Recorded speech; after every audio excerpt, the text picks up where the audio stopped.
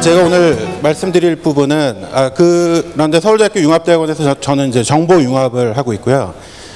예를 들면 이제 페이스북, 트위터 혹은 모바일 디바이스 이것과 관련돼 가지고 새로운 정보 컨버전스 서비스가 무엇일지에 대해서 고민을 하고 있습니다. 오늘 말씀드릴 부분은 엔터프라이즈, UX, 스마트 이것의 이제 관련성에 대해 가지고 얘기를 드리도록 할 테고요. 저희 화면이 좀 그렇죠. 그렇게 얘기를 드리겠습니다. 과거에 이제 엔터프라이즈 인터페이스라고 그러면은 요즘 이제 사람들이 기대하는 거는 특히 이제 여러분들 지금부터 여기 아마 우리나라 IT에서 굉장히 중요한 분들이 많이 오셨을 거라고 생각하는데 지금부터 준비하시는 거는 2년 뒤의 거를 준비하시는 거잖아요. 그렇게 되면 그 2년 뒤의 것들은 이 왼쪽에 있는 것처럼 이렇게 탭, 트리 있고 뭐 칸 있고 이런 거 안 쓰겠죠 아무래도. 그리고 이제 디바이스도 이제 저쪽으로 넘어가서 사람들이 이렇게 슥슥 움직이면서 쓸 거란 말이에요. 밖에도 이제 전시를 해놓은 걸 제가 봤는데 그러면은 여기서 저쪽으로 굳이 스마트 패드가 아니더라도 전리 넘어갈 것이냐? 그럼 그렇다라고 가정을 하고 오늘 발표를 한번 해보도록 하겠습니다. 제가 얘기 드릴 거는 크게 이제 세 가지인데요. 하나는 첫 번째로 일 혹은 작업자, 워커는 변했느냐 혹은 변해갈 것이냐 첫 번째로. 두 번째는 스마트라는 것이 단순히 터치패드 혹은 모바일 디바이스 이거에 대한 얘기이냐. 세 번째로는 UX가 어떤 역할을 할 것이냐 이 세 가지에 대해서 얘기를 드리겠습니다.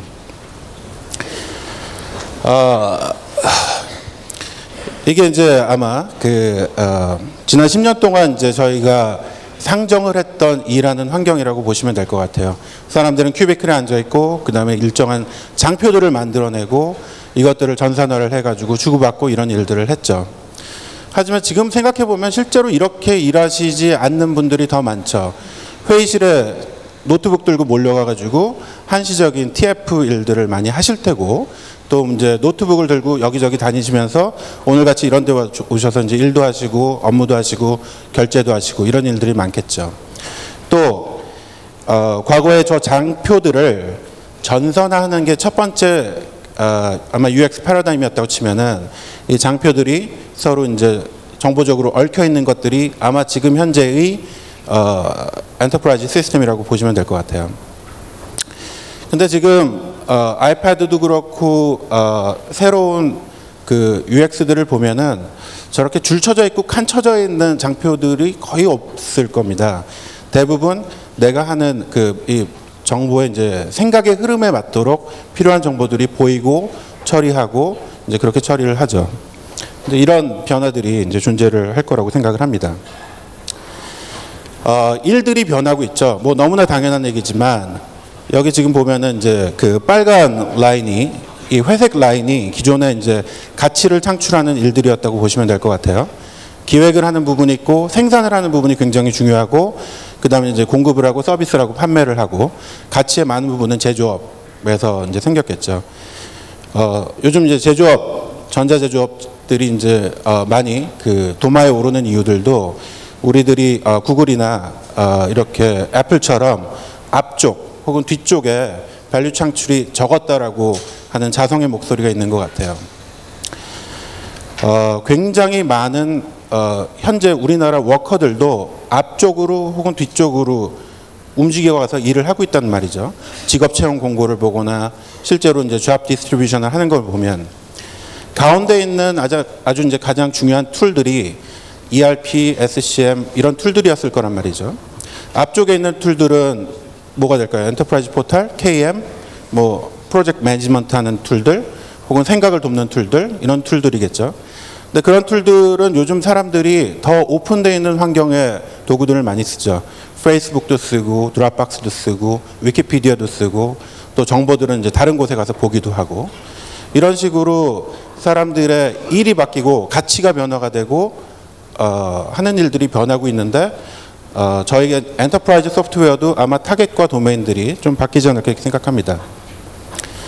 사람들이 일을 하는 장소도 많이 변하고 있죠. 뭐 모빌리티의 이슈이기도 하지만 저도 얼마 전에 굉장히 흥미로운 그 테드 강연을 봤는데 사람들은 왜 오피스에서 정말 사람들이 일이 잘 된다고 생각할 때는 출근 전에 아주 일찍 오거나 주말에 와서 일하거나 아니면 카페에서 일하거나 뭐 이런 얘기를 합니다. 일터만큼 일하기가 어려운 장소가 없다고 얘기를 해요. 사람들이 끊임없이 오고 전화하고 회의하고 집중하기 어렵죠. 예. 그래서 사람들은 일하기 좋은 곳으로 움직여가서 일을 하고 있죠. 이런데 데스크톱 화면에 지금 있는 24인치, 27인치의 인터페이스를 제공해서 일이 가능해질까요? 그렇지는 않을 것 같아요. 요즘 이제 취업들이 실업률이 높다라고 얘기를 하는데 저는 학교에 있으니까 이제 학생들하고 이제 많이 만나서 얘기를 하죠. 학생들이 취업을 하기 싫어하는 것도 있지만 기본적으로 요즘의 일들은 좌측같이 일이 생활의 중심이고 부장님이 오늘 야근하자 그러면은 네 하고 야근하는 것들이 아니라 지금 점점 왼쪽으로 타임 소버니티, 타임의 주권을 가려고 하고 있을 겁니다. 여러분들도 아마 스마트폰과 스마트패드를 갖고 노트북을 가지시면 스물스물 왼쪽처럼 여러분들의 삶의 가치 중심으로 움직여가고 있다고 보시면 될 것 같아요.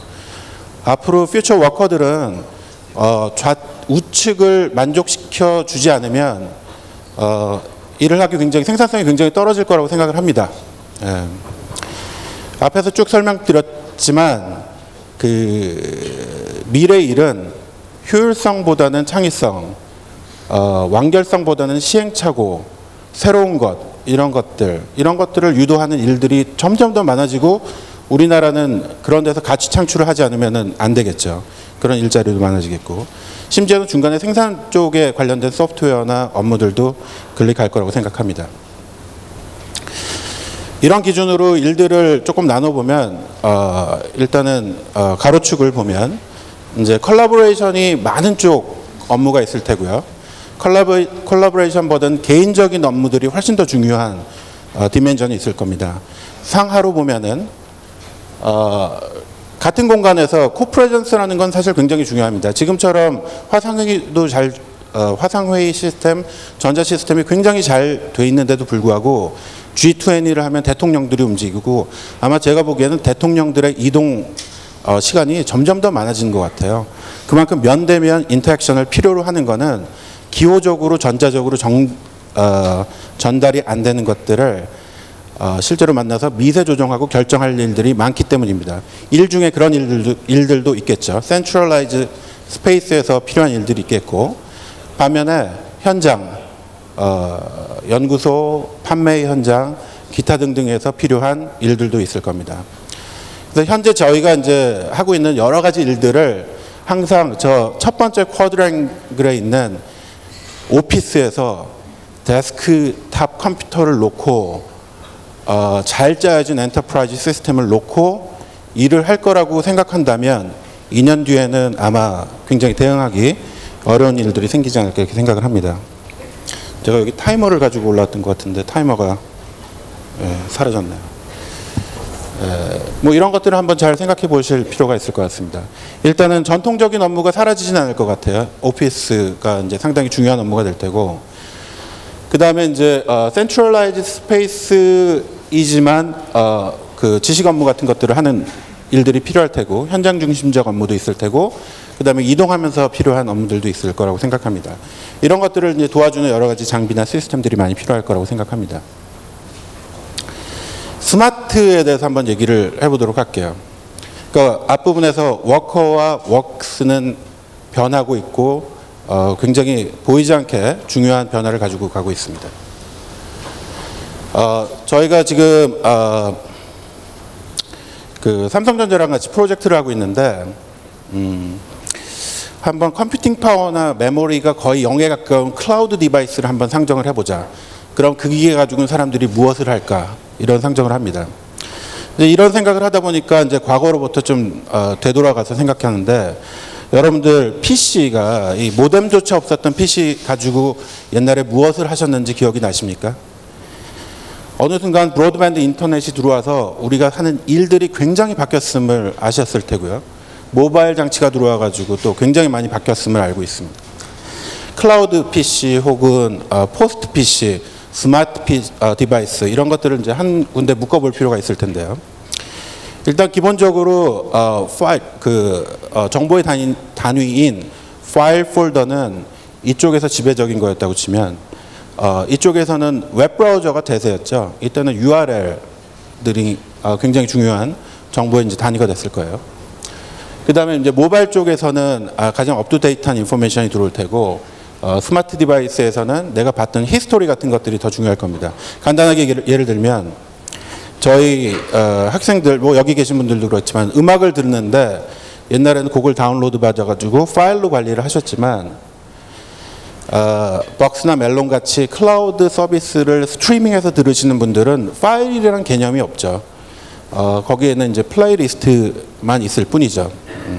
스티브 잡스도 얼마 전에 파일 폴더 시스템을 없애기 위해서 그동안 굉장히 노력을 해왔다. 파일 폴더라는 부분이 딱 도착하면 유저들은 두 손 두 발을 다 든다. 메일이 메시지를 관리를 하고 애플리케이션이 다큐멘트를 관리하는 시스템으로 옮아가야 된다라는 얘기를 했어요. 이렇게 바뀌고 있죠. 뭐 이런 것들을 생각해 보면은 스마트 디바이스는 단지 터치패드 혹은 모바일 디바이스 이런 것들을 떠나서 우리의 정보의 단위, 생산의 방식 이런 것들을 다 바꾸어 간다고 보시면 될 것 같습니다. 일하는 것도 이제 이때 이제 뭐 파워포인트 만드셨다 그러면 생산한 것도 블로그 포스트를 올릴 테고 트윗, 뭐 라이크 뭐가 될지는 잘 모르겠어요. 이런 변화들이 아주 급격하게 생기고 있다고 보시면 될 것 같습니다. 지금 있는 장표들을 지금 있는 입출력 방식들을 그대로 쭈그러뜨려 가지고 스마트 디바이스에다 올려놓는다는 거는 뭔가 이렇게 네이티브한 적응을 못한 거라고 보시면 될 것 같아요. 제가 이제 서울대학교 그 병원의 의료정보 시스템 UX 프로젝트를 지금 올 상반기에 하고 있는데 UX 프로젝트를 한참 하다가 이런 딜레마에 빠졌습니다. 지금 이제 17인치 듀얼 모니터를 쓰고 계신데 이 모니터를 좀 크게 쓰시고 싶은 거예요. 지금 나온 게 20인치나 24인치란 말이죠. 당연히 그러면 큰 걸 써야지라고 얘기를 했는데 이렇게 두 개를 붙여놓으니까 너무 크고 뭐 마우스가 이동조차 안 될 정도고 굉장히 문제가 많더라고요. 그래서 저희가 이제 생각한 대안들이 이걸 듀얼로 쓸 거냐, 이렇게 쓰실 거냐, 뭐 이렇게 쓰시거나 이렇게 쓰시는 분들 많지는 않지만 있습니다. 그 다음에 터치패드가 나오니까 터치패드랑 이렇게 쓸 것이냐, 아니면 이렇게 27인치 큰 모니터를 쓸 것이냐, 아니면 27인치에다가 얼터네이티브 모니터를 쓸 것이냐, 이런 걸 가지고 이제 논의를 많이 합니다. 이거의 의사결정은 지금 2년 뒤에 무엇이 벌어질 것이냐를 가지고 이제 고민을 할 것이고, 저것이 결정이 되면은 저기 들어가는 온갖 인터페이스들이 다 바뀔 것이고 그렇게 되겠죠. 저희가 UX적으로 테스트를 했을 때 일단 이거는 좀 답이 아닙니다. 이건 답이 아니고 얘도 답은 아니에요. 이거는 이제 세워져 있는 터치패드인데 세워져 있는 터치패드는 쓰기가 굉장히 어렵죠. 결국은 요거하고 요걸로 가기로 했어요. 그래서 요거하고 요걸로 가기로 했더니 어떤 일이 벌어지냐면은 이 아이패드나 갤럭시 탭은 항상 들고 다니는 디바이스잖아요. 그러니까 항상 나에게 지근거리에서 인포메이션을 조작할 수 있는 권한을 준단 말이죠. 그리고 가장 업투데이트하게 이제 정보들이 담겨져 있고 내가 가장 최근에 봤던 인포메이션들이 있다는 거죠. 그래서 어떤 일이 벌어졌냐면 얘가 메인이 되고 얘가 서브가 되는, 얘가 마스터가 되고 얘가 슬레이브가 되는 현상이 벌어졌습니다. 아까 처음에도 얘기를 드렸지만 큰 모니터나 데스크탑이 사라질 거라고 생각하지는 않습니다. 하지만 둘 간에 역할 분리가 발생하고 모바일 디바이스 혹은 터치 디바이스가 훨씬 더 이제 중요한 역할을 할 거라는 것들을 예측이 가능하죠. 예를 들면 이게 이제 그 모바일이고 이쪽이 이제 WPF 쪽에서 이제 얘기를 하는 그 마스터 쪽에 해당합니다. 저희가 그 아까 대표님도 말씀을 하셨지만 그 서울대병원에 이제 병원장님이 60대세요. 근데 이 굉장히 역동적이지 않습니까? 투비에서 만든 것도 이거 못지않게 역동적인데 WPF 마이크로소프트에서 가장 이노버티브하게 만들었는데 저거의 프레젠테이션을 보신 병원장님께서 60대 병원장님께서 저희한테 뭐라고 얘기를 하셨냐면은 혹시 그 맥킨토시에 새로 나온 그 라이온이란 거 안 써봤나? 그거 보면 앞으로 2년 뒤에 아주 굉장히 새로운 게 나올 것 같은데 라는 얘기를 하셨어요. 그런 것들을 보면 사용자들의 눈높이는 굉장히 높아지고 지금 터치 쪽에서 생긴 그 유저 익스피리언스 같은 것들이 메인으로 넘어올 가능성이 되게 많습니다. 뭐라고 얘기를 해야 될까요? 일단 차이가 이쪽에서 브라우저빌리티나 내비게이버빌리티는 엄청나게 많고 조작성도 엄청나게 많고 이런 것들이 이쪽에서 정보를 일람하고 관리하고 고르고 선택하고 이런 여러 가지 행동에 있어서 큰 영향을 줍니다. 입력이 문제다. 입력은 다른 디바이스나 다른 매체를 통해서 굉장히 많이 자동화가 될 가능성이 높겠죠. 마지막으로 UX에 대한 얘기만 간단하게 드리도록 하겠습니다. 기본적으로 그동안 커미티드 유저, 어쩔 수 없이 쓰셔야 되는 사람들과 그 다음에 캐주얼 유저, 손님들을 이렇게 디멘전으로 나눠놓고 그 다음에 이제 비즈니스 어플리케이션과 이제 웹, 텍스트 기반의 페이지 기반에 보면은 하이퍼링크 기반에 보면은 그동안에 엔터프라이즈 소프트웨어는 이쪽에 있었죠. 근데 이제 점점 이쪽으로 가게 되겠죠. 캐주얼 유저뿐만 아니라 한 사람이 다루어야 되는 여러 가지 애플리케이션의 개수도 많아지고 찬스도 많아진다는 것들을 다 포함해서 제 생각에는 여기서 여기로 넘어갈 때 아마 UX라는 것들이 크게 영향을 미치지 않을까 생각합니다.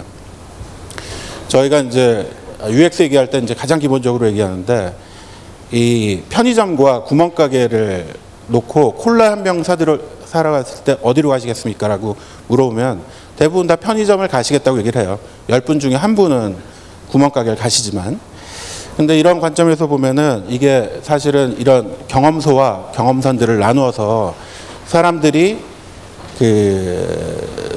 이런 엔지니어된 그 경험 시퀀스들을 선호하고 좋아한다는 것들을 알고 있습니다. 이게 느낌도 좋고 효율적이고 나에게 절차를 기억시켜 주기 때문에 이런 것들을 얘기하려면은 뭐 UX고 UI고 이런 것들 다 떠나서 이 개념 하나만 알고 계시면 될 것 같습니다. 퀄리티 타임이라는 건데요. 여러분들의 하루의 시간값, 1시간의 시간값은 얼마입니까? 아마 임원분들은 30만 원, 뭐 밑에 분들은 10만 원 이렇겠죠. 그러면은 그 10만 원을 1시간 동안에 10만 원을 뭔가 세이브하지 못하고 뭐 쇼핑 사이트 가가지고 시간 3만 원 정도 세이브했다. 그러면은 이제 돈값을 못한 거겠죠. 만약에 퇴근하셔가지고 1시간을 누군가 회사에서 일하겠다 그러면은 그 값은 얼마나 될까요? 그 값은 1.5배에서 2배에 가깝습니다. 다시 말하면 사람들이 일하기 위해서 쉽니까? 아니면은 놀고 쉬기 위해서 일합니까? 기본적으로 놀고 쉬기 위해서 일한다는 생각을 하셔야지 돼요. 이게 굉장히 어려운 현실적이지 않은 얘기인데 자 봅시다. 퀄리티 타임은 사랑하는 사람, 가족, 연인, 친구와 함께 보내는 따뜻한 시간을 얘기하고 짜투리 짬짬이 시간이 아닌 떼어놓은 뭉터기 시간을 얘기하고 산만하지 않게 주의를 집중해 하는 활동이나 시간을 얘기합니다. 이런 것들이 왜 중요하냐? 애플의 광고에 보면은 여기 나와 있는 사람들은 모두 퀄리티 타임을 즐기는 사람들이에요. UX를 왜 하셔야 되냐면은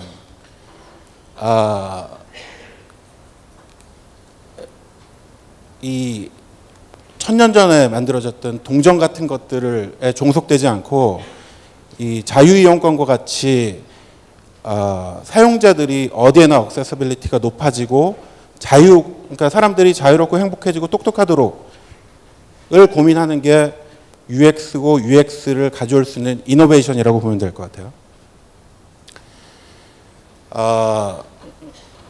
무언가를 보내기 위해서 그들의 공간에 가지 않고